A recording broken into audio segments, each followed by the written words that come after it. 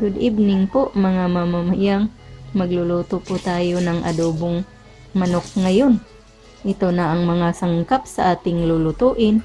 Unang-una, olive oil, silver swan soy sauce, apple cider vinegar, tapos pamintang buo, at saka laurel or bay leaves, luya, tanglad, bawang, at saka sibuyas. Uumpisahan na po natin ang pagluluto. At saka ito pa pala mga mamamayang, ang manok. Muntik ko nang makalimutan. Yan. Pinakuluan ko po yan para matanggal ang mga mantika. Kasi napaka-kolesterol po nitong manok. Kaya tinanggal ko yung mga taba. Tsaka yung oil niya.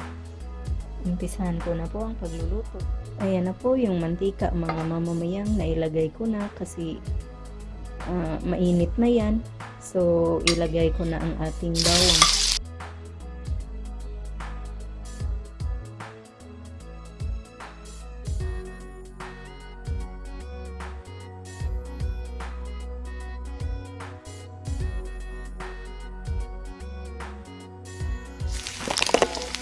Pagkatapos po mga mamamayang ay isunod ko na ang ating manok.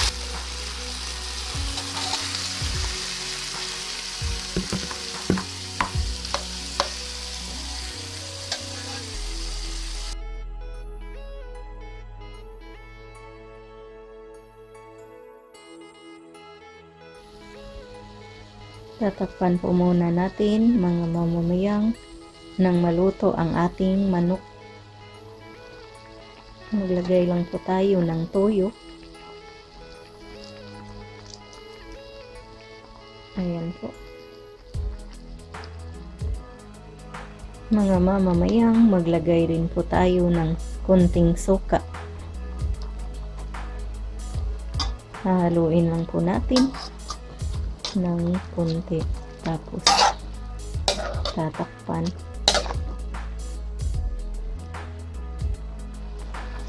Maglalagay lang po tayo ng asin mga mamamayang.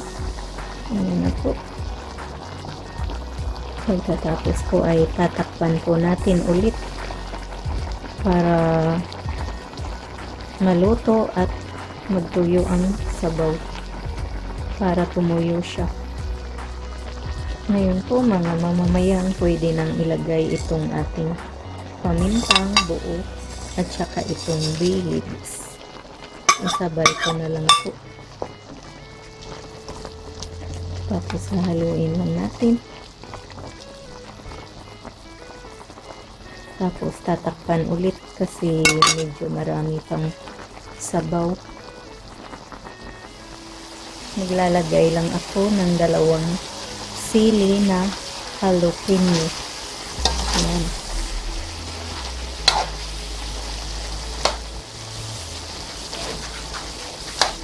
Ganyan na po.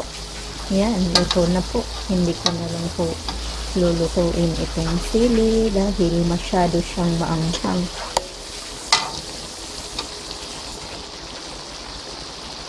Patayin ko na po yung apoy. Nilalagay lang ako ng manok dito sa aking plato.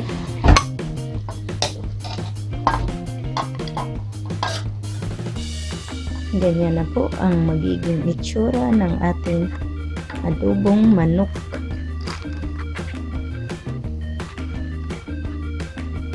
Sana po nakuha ninyo ang ating recipe.